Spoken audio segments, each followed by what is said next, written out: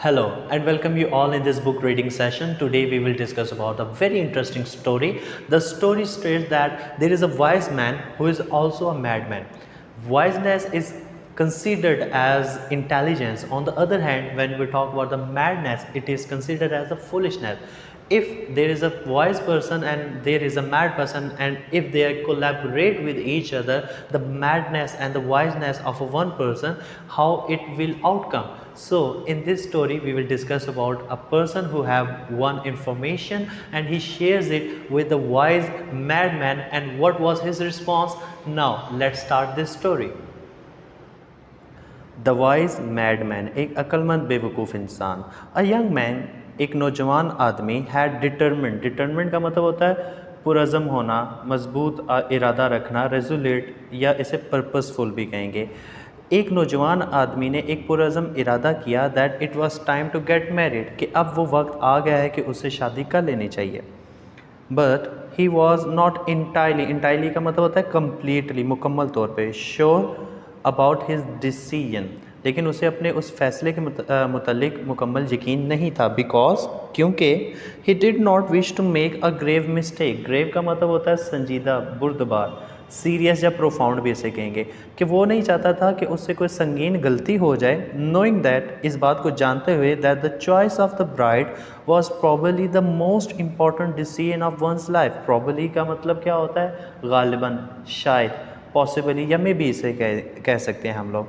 तो वो ये कह रहा है कि वो कोई संगीन गलती नहीं करना चाह रहा था, क्योंकि उसे ये पता था कि जो ब्राइड है, जो दुल्हन है, उसको पसंद करने में उससे कोई गलती ना हो जाए, क्योंकि ये उसकी ज़िंदगी का सबसे अहम तरीन फ़ैसला होता है। जैसे कि जो शादी होती है वो इंसान की जो है लाइफ का एक टर्निंग पॉइंट होता है, तो वो बड़ा इम्पॉर्टेंट डिसीजन होता है कि आप अपना लाइफ पार्टनर कौन चूज़ करते हैं। इसी तरह की कश्मकश में ये एक लड़का भी था। ही डिसाइडेड, उसने फैसला किया, टू कंसल्ट करने का मतलब होता है मशवरा कर लिया जाए, रजू कर लिया जाए, आस्क, ठीक है, with someone wiser than him. फिर उसने ये फ़ैसला किया क्यों ना किसी से मशवरा किया जाए जो उससे ज़्यादा वाइज़र हो, जो उससे ज़्यादा अक्लमंद हो, जो उससे ज़्यादा क्लेवर हो, इंटेलिजेंट हो।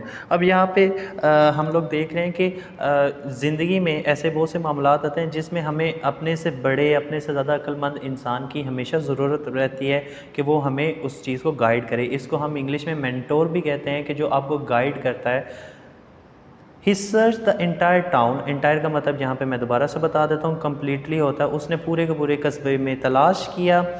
आस everyone he knew until finally someone told him, और वो उसने हर इंसान से पूछा, हर आदमी से पूछा, और आखिरकार एक शख्स ने उसे ये बताया कि इन आवर टाउन, हमारे कस्बे में, देर ओनली वन वाइज पर्सन, हमारे पूरी कस्बे में सिर्फ एक ही अक्लमंद इंसान है, और वो कौन है? He is the old man who plays with the children, और वो शख्स है जो कि बच्चों के साथ खेलता है। यानी कि यहाँ पे ये भी बड़ा आयरॉनिक है कि हम लोग तो इस बात को मानते हैं कि जो बच्चों की कंपनी में रहता है, जो चिल्ड्रन की कंपनी में रहता है, वो वाइज नहीं होता, बल्कि वो तो इडियोटिक सा होता है, फुलिश होता है, क्योंकि बच्चों के साथ रह के वो सीरियसनेस उसमें नहीं आती। लेकिन यहाँ पे वो ये कह रहे हैं कि हमारे जो इलाके में सबसे ज़्यादा अक्लमंद इंसान वो है जो बच्चों के साथ खेल रहा है। तो अब हम इस स्टोरी को आगे भी देखते हैं कि शायद हमें समझ आएगा कि ये इसमें क्या उसकी बात हो रही है। It did not take long to find the wise man, उस अक्लमंद इंसान को तलाश करने में ज़्यादा देरी नहीं लगी।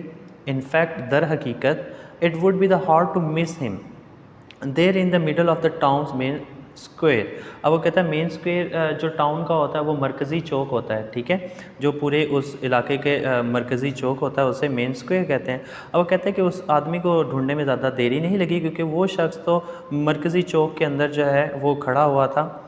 ही spend his days chasing a group of young children with while riding a long bamboo stick. अब वो कहते हैं कि बैम्बू कहते हैं बांस को, हार्डवुड जो केन होती है। कहते हैं वो ज़्यादा देर क्या किया करता था, वो छोटे बच्चों के साथ वो उनको चेज़ किया करता था, उनके पीछे भागा करता था, उनके साथ फ़न किया करता था, while riding a long bamboo stick.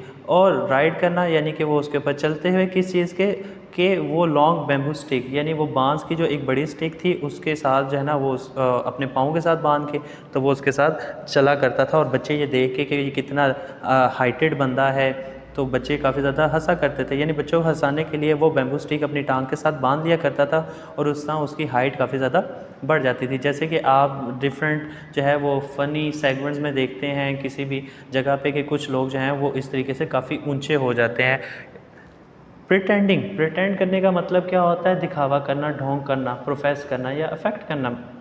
अब वो कहता है कि वो प्रिटेंड कर रहा था that it was his wild and unruly horse. अब उसने जो बैम्बू स्टिक अपने पाँव के साथ बांधी हुई थी, वो इस तरह प्रिटेंड कर रहा था कि जैसे कि ये घोड़ा हो। कौन सा? वाइल्ड। वाइल्ड कहते हैं जंगली या वहशी को, अनटेम्ड हो। और अनरूली का मतलब होता है सरकश होना, बेबाक होना, डिसऑर्डरली होना या वाइल्ड होना। कि ये बड़ा ही बेबाक और जंगली किस्म का एक घोड़ा है और मैं उसके ऊपर सवार हूँ, यानी कि वो बच्चों को ऐसा प्रिटेंड कर रहा था।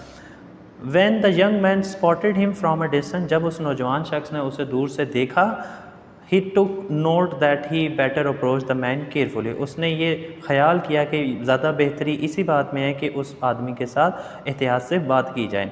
Hello great horseman, would you please where your horse towards me for a minute. अब वेयर करने का मतलब क्या था? रुख बदलना, सिमत बदलना, ठीक है, स्विंग या व्हील करना। अब उसने ये सोचा कि ये शख्स तो अपने टांगों के साथ, अपनी लेग्स के साथ उसने बैम्बू ट्री जो है कैन बांधे हुए हैं, जिस तरीके से वो काफ़ी ऊंचा हुआ है, और वो बच्चों को ये प्रिटेंड कर रहा है कि ये तो बड़ा एक, मैं घोड़े के ऊपर सवार हूँ, ये बड़ा सरकश किस्म का घोड़ा है। तो उसने जो नौजवान शख्स था उसने कहा कि शायद इसके साथ एहतियात से बात करना ही अच्छा है। तो उसने उससे कहा कि बराए मेहरबानी ए अज़ीम हॉर्समैन, आप अपने जो घोड़ा है इसका रुख बदल के मुझसे 2 मिनट बात कर लें। ही इम्प्लोर डेस्परेटली। इम्प्लोर करने का बेटा मतलब होता है दरख्वास्त करना, बैक करना, प्रे करना। डेस्परेटली का मतलब होता है मायूसी की हालत में, लेसनेस। तो यहाँ पे वो कह रहा है कि उसने उससे दरख्वास्त की कि आप अपने घोड़े से का रुख बदल के आप मेरी थोड़ी देर बात सुनें, यानी कि आप मेरी बात जो है उसे तवज्जो से सुनें।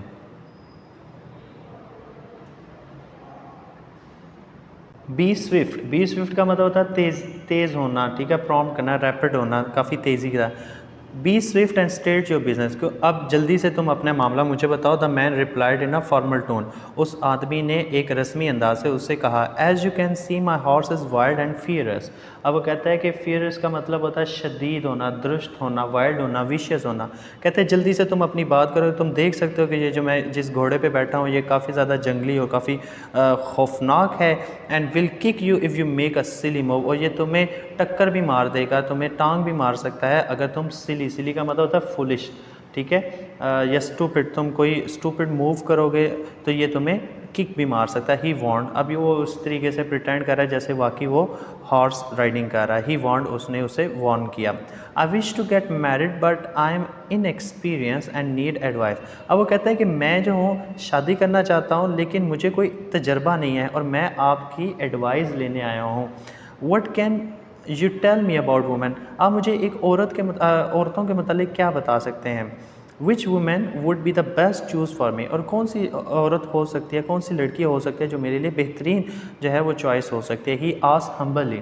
अब हम्बली का मतलब क्या होता है? आजाना तरीके से, आजी के साथ, रिस्पेक्टफुली उसने ये बात की। Not sure if he was actually going to get a decent answer, और कहते हैं उससे ख़ुद भी ये मालूम नहीं था कि शायद उसे एक डिसेंट आंसर, एक माकूल किस्म का जवाब मिलेगा। There are 3 kinds of women in the world.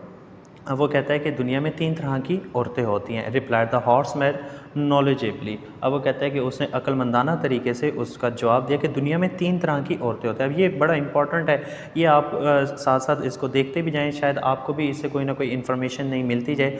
2 are the great ट्रेयर। अब वो कहता है 2 तो उसके अंदर बहुत ज़्यादा एक ट्रेयर होते हैं, एक दौलत है, ख़जाना है, रिचेज़ हैं। उनमें से 2 तरह की औरतें जो हैं वो बड़ी ज़्यादा कीमती होती हैं, बड़ी ज़्यादा जो है वो एक ट्रेयर है अगर किसी को हासिल हो जाए। But the third kind is the greatest of the treasure both in this world and the next. लेकिन तीसरी किस्म की औरत जो है वो इस तरह का एक ख़जाना है जिसकी वजह से आप दुनिया में भी कामयाब होंगे और आखिरत में भी। नेक्स्ट से मुराद यहाँ पे आखिरत है। The young man was grateful but confuse. अब वो जो नौजवान शख्स है वो काफ़ी ज़्यादा उसका शुक्रगुजार हो रहा था लेकिन वो काफ़ी ज़्यादा कन्फ्यूज़ भी था।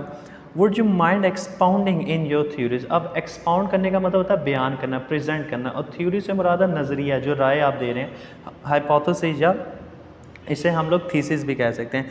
अब वो शख्स उससे कहता है, नौजवान लड़का उसे कहता है कि क्या आप मुझे अपना इस राय के मुतालिक बयान करेंगे कि आप क्या कह रहे हैं? मुझे समझ नहीं आ रही कि दुनिया में दो तरह की औरतें हैं, लेकिन तीसरी तरह की जो औरत है वो इस दुनिया के लिए भी बेहतरीन है और आखिरत के लिए भी। ही आस्क्ड पोलाइटली, उसने बड़े पोलाइट वे में उससे ये कहा, I will start with the first type, और उसने कहा कि मैं पहली तरह की औरत की किस्म से स्टार्ट करता हूँ। Who will be entirely yours all of your life, जो सारी ज़िंदगी तुम्हारी ही होकर रहेगी। While the second type of women will be yours only partially. Partially का मतलब होता है जुज़वी तौर पे, हाफ या पार्टली भी इसे कह सकते हैं। एक तरह की औरत है जो सारी ज़िंदगी तुम्हारी साथ रहेगी। दूसरी तरह की किस्म की जो औरतें हैं वो तुम्हारे साथ थोड़ा सा, यानी कि हम उसे कहेंगे जुज़वी तौर पे तुम्हारे साथ रहेंगी। And the third type will not belong to you at all, और तीसरी तरह की जो औरत है वो बिल्कुल तुम्हारे साथ नहीं होगी। Now move away before my horse kicks on your Shin and limbs. अब शिन जो होती है इसे पिंडली कहते हैं, ठीक है, काफ भी कहते हैं, और लेम्स करने का मतलब होता है कि लंगड़ा कर देना या अपाहिज करना। तो वो ये कह रहा है कि मैंने तुम्हें ये बता दिया कि ये औरतों की ये 3 इकसाम है, और जल्दी से तुम पीछे हो जाओ, ये ना हो कि मेरा जो घोड़ा है वो तुम्हें टांग मारे और तुम्हारी पिंडली टूट जाए और तुम्हें अपाहिज कर जाए। Declared the old horseman as he turned his back towards the children and began to gallop away। अब गैलप करना यानी कि तेज़ी से जाना, सरपट दौड़ाना, जैसे जो घोड़ा है वो उसने अपनी तरफ से प्रिटेंड कर रहा था कि वो घोड़ा चला रहा है, तो ये उसके सेंस में आ रहा है कि उसे तेज़ी के साथ रेस या रन करते हुए अपने घोड़े को उधर से ले गया, किसकी तरफ? बच्चों की तरफ। अब यहाँ पे उसने ये तो उसे बता दिया कि दुनिया में 3 तरह की औरतें हैं, लेकिन उसे फिर भी क्लियर नहीं हो रहा। इसको नेक्स्ट हम लोग अब स्टार्ट करते हैं।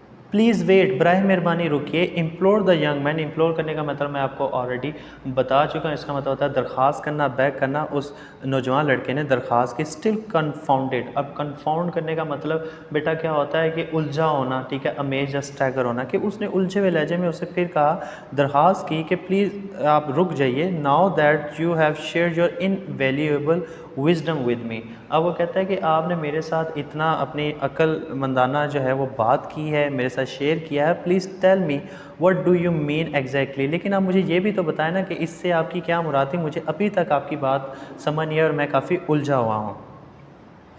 The horse man pulled his bridle, bridle करने का मतलब क्या होता है? लगाम, हार्नेस जिसे कहेंगे, कि उस हॉर्स मैन ने, उस घुड़सवार ने अपने घोड़े की लगाम जो है उसको खींचा। Turn to face the inquirer, inquirer करने का मतलब होता है जो उससे बात पूछ रहा है, पूछ गुछ करने वाला, आस्क करने वाला, रिक्वेस्ट करने वाला।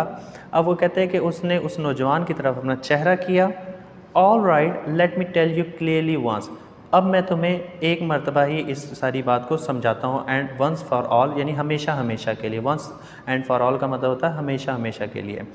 The woman whose heart will be yours but only half away is the widow, ऐसी औरत जिसका दिल आधा तो तुम्हारे साथ हो लेकिन आधा जो है वो पार्शली किसी और के पास हो, तो वो एक विडो है, यानी कि एक बेवा है।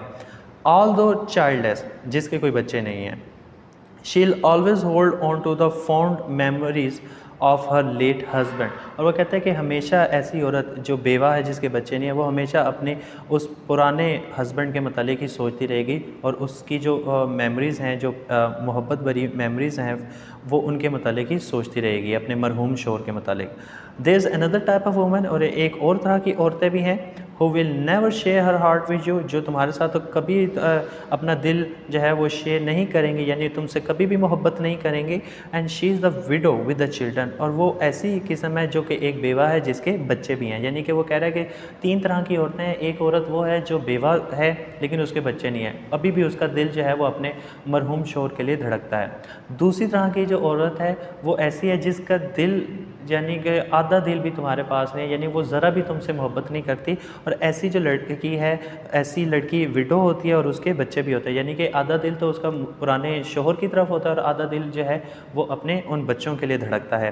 Every time she looks at them, और जब कभी भी वो अपने बच्चों को देखेगी, she reminded of her love she shared with their father, और उसे हमेशा वो मोहब्बत याद आएगी जो उसने उनके बाप के साथ किया, यानी अपने मरहूम शोहर के साथ की है। अनडाउटेडली, अनडाउटेडली का मतलब होता है बिलाशुबा, डाउटलेस या क्लियरली, बिलाशुबा the best women of all whose heart will be yours forever, और बिलाशुबा ऐसी औरत ही बेहतरीन होती है जिसका दिल तुम्हारे लिए हमेशा धड़कता रहे।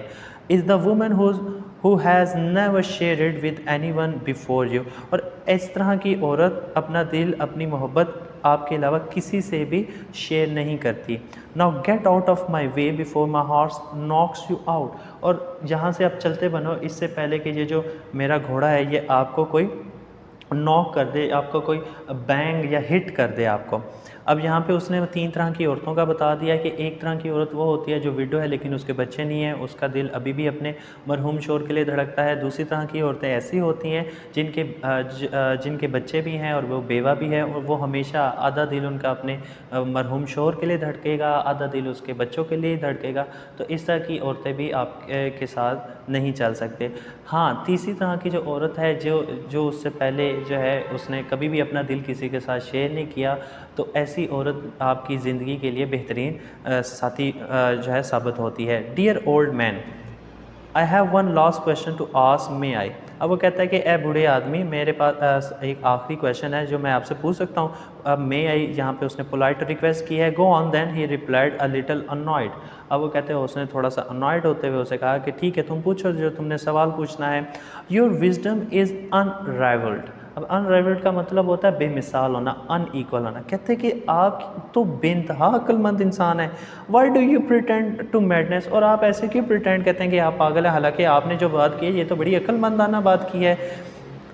The townsman wish to select me as a supreme जज। सुप्रीम का मतलब होता है आला, हाईएस्ट टॉप। अब वो कह रहा है कि जो टाउन के लोग हैं, जो कस्बे के लोग हैं, वो चाहते थे कि मैं यहाँ पे उनका जज बन जाऊँ, उनका सबसे बड़ा जज बन जाऊँ। बट आई रिफ्यूज़, लेकिन मैंने उन्हें मना कर दिया। टाइम एंड टाइम अगेन, बार बार उन्हें मना कर दिया। ही कन्फेस्ड, अब उसने कहते हैं उसने इस बात का इतराफ़ किया, एडमिट किया।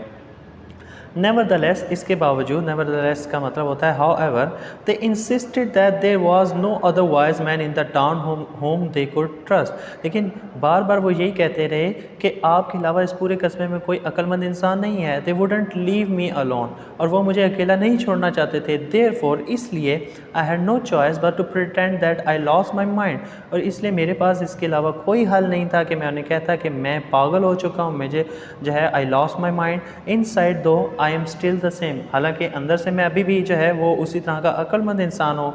माई mind is a spiritual treasure. अब वो कहता है स्पिरिचुअल का मतलब होता है रूहानी, रिलीजियस या सैक्रेड, ट्रेयर ख़जाना, यानी अंदर से मेरा दिमाग अभी भी रूहानी तौर पे एक अजीम ख़जाना, यानी मेरे पास जो नॉलेज है, जो ट्रेयर है, वो शायद इन दूसरे लोगों के पास नहीं है। And I will never share it with the common folk, और मैं कभी भी ये अक्लमंदाना बातें और अकल जो है वो आम फोक के साथ, यानी फोक कहते हैं लोग जो वहाँ के रहने वाले हैं, लोग पीपल हैं, इंडिविजुअल हैं जो उस इलाके के रहने वाले हैं, उनके साथ मैं कभी भी शेयर नहीं करता।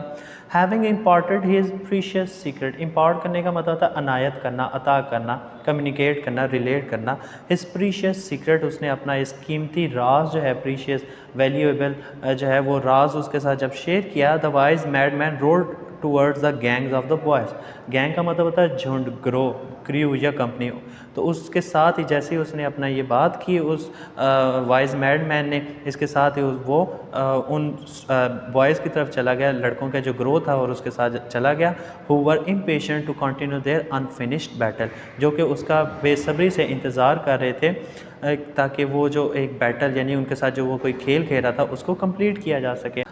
इसमें मोरल लेसन हमें ये मिलता है कि इंसान को कभी भी किसी की ज़ाहरी हालत में नहीं जाना चाहिए कि उसने कपड़े कैसे पहने हैं, उसका रहन सहन कैसा है, उसके जो है वो किस तरीके से बातें कर रहा है। तो उसकी फ़िज़िकल जो है वो हालात पे नहीं जानने चाहिए, बल्कि उसके जो बातन है, जो इनर उसकी क्वालिटीज़ हैं, जैसे कि उसमें क्या सलाहियतें हैं, उसमें क्या खूबी है, ये हमें देखना चाहिए, ना कि हमें उसका फ़िज़िकल स्ट्रक्चर देखना चाहिए। दूसरा इसमें हमें जो मोरल लेसन मिलता है वो ये मिलता है कि किसी से भी हमें मशवरा लाजमी करना चाहिए। जैसे कि पुराने ज़माने में भी होता था कि हमारे इंडियन सब कॉन्टिनेंट में अभी भी ये रस्म है कि अगर आप कहीं शादी पे भी जाते हैं या लाइफ का कोई भी इंपॉर्टेंट डिसीजन होता है, तो आप अपने वालिदैन के साथ, अपने ख़ानदान के बड़े लोगों के साथ लाजमी उसको डिस्कस करते हैं, क्योंकि इसीलिए कहा जाता है कि आपको हमेशा मशवरा करना चाहिए, चाहे वो दीवारों से क्यों ना करना पड़े। यानी कोई बंदा भी नहीं मिल रहा तो आप दीवारों से मशवरा कर लें। यानी कि यहाँ पर ये बात की जा रही है कि जो MKO होता है, यानी कि जो मोर नॉलेजेबल अदर होता है, जिसको आपसे ज़्यादा तजर्बा होता है, जो आपसे ज़्यादा अक्लमंद होता है, जो यूजुअली हमारे मेंटोर, हमारे पेरेंट्स, हमारे टीचर्स और हमारे से ज़्यादा अक्लमंद जो हमारी फैमिली में लोग होते हैं, हमारे दोस्त जो उस प्रोसेस से गुजर चुके होते हैं, उनसे मशवरा करना चाहिए, क्योंकि वो हमेशा उस प्रोसेस से गुजर चुके होते हैं।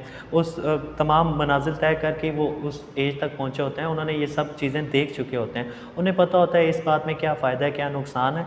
तो इस वजह से हमें हमेशा जो है वो अपने मेंटोर से, अपने पेरेंट्स से, किसी ना किसी शख्स से मशवरा लाजमी करना चाहिए। जैसे कि इस शख्स ने उस वाइज मैडमैन से मशवरा किया और उसने उसे वाकई बहुत अच्छी एक एग्जांपल दी और उसे कैटेगराइज कर दिया कि अगर तुमने शादी करनी है तो किस तरह की औरत से तुम शादी करो। तो यहाँ पे इसको हम लोग एंड करते हैं। अब हम लोग चलते हैं इसकी वोकैबुलरी की तरफ।